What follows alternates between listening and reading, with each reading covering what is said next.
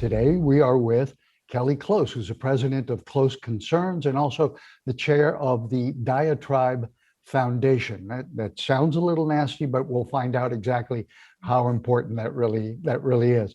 Welcome, Kelly. Max, it's so great to see you again. Thank you for having me here. So you and I, all of us, go to a number of different meetings. And of course, most of the ones that you're involved with are very much focused on diabetes.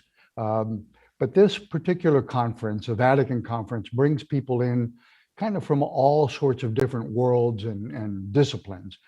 What's the value of that, do you think, especially when it comes to people such as yourself working in type 1 diabetes? Oh gosh, well, we are blown away. And you're right, we go to about 40 scientific, advocacy, regulatory meetings every year. These gatherings are on type 1, type 2, pre-diabetes, gestational, you name it. This year's theme, Max, of exploring mind, body, and soul, this is so powerful. We know so much more today about the connection of the mind and spirit to the body. We need interdisciplinary approaches to address society's health challenges. And you mentioned the mind-body connection.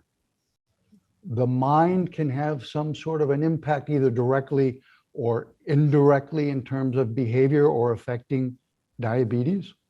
Oh, absolutely. When talking about diabetes, and I've had diabetes almost 35 years, we cannot separate the body from the mind and soul. So at diaTribe, we write to 250,000 people with diabetes weekly. diaTribe's sister organization, DQ&A, surveys 15,000 people with diabetes quarterly in 10 countries. And what we learned is this: we can say unequivocally that to lead a healthy, long life with diabetes, focusing on mind, body, and spirit makes outcomes far better. Glucose outcomes, productivity outcomes, heart health, kidney health, cognitive health. And we know this from the high incidence of depression and diabetes distress, and how mental health not only affects the overall well-being of people with diabetes, but the actual numbers that we track when managing the disease. So without a doubt, we know that your state of mind is going to impact your state of health. The diaTribe Foundation published a book by Adam Brown, now a classic book. It's sold over 250,000 copies. And that really encourages people with diabetes to consider all aspects of their lives in the management of their diabetes. So just like you're bringing together so many people here that care about food, they care about exercise, they care about mindset. We know that this holistic approach resonates for people, along with the translation of science, which science has never had such stunning outcomes as it does today in diabetes.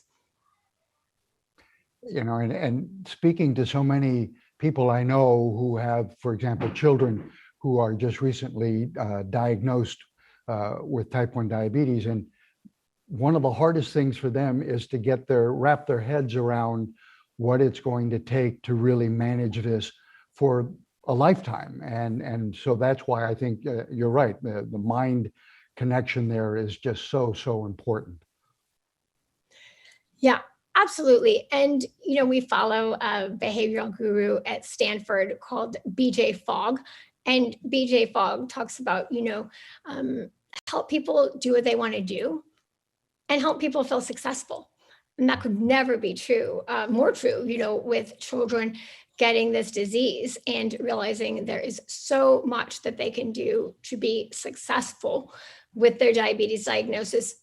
There is also so much all these children can do to teach everyone else how to think holistically about, again, body, mind, and spirit. Kelly, as I've been following this, there are so many advances, so much research being done in diabetes. Can you tell me a little bit about what's really exciting now and who's supporting that as well? Oh, absolutely. It's such an exciting time for T1D cures, T1D prevention. So Vertex has started testing stem cells in humans. That's a huge and promising step. Not only that, there are other companies like ViaCyte testing out encapsulation devices for stem cells, meaning if they're successful, people with these cells and devices won't need to be on long-term immunosuppressants. This is such a collaborative period of time for T1D cures. JDRF has launched several centers of excellence across the country, setting up this cross-institutional approach with major players like the Jaws and Diabetes Center, Stanford University, UCSF, Harvard University, University of Massachusetts. All of this work is going to hone in on what is happening on the stem cell front and beta cell replacement therapy with stem cells in particular. We also can say on the prevention of T1D, no one is doing such impressive work as the Helmsley Charitable Trust. All throughout Europe, testing infants, making us remarkably smarter about the origins of our disease. This side of my lifetime, we're going to be moving toward major strides on cures. Multiple cures will be found, we are convinced, due to the work of these incredible organizations. Prevention would be really magic because of all of our siblings, all of our families, the public at large. We're getting close to that as well. Kelly Close, thank you. It is a hopeful time, and I really do believe, as you do, this is going to make a difference in diabetes. We're going to cure it and then eventually prevent it. Thank you for being with us. Thank you, Max. Body, mind, and spirit.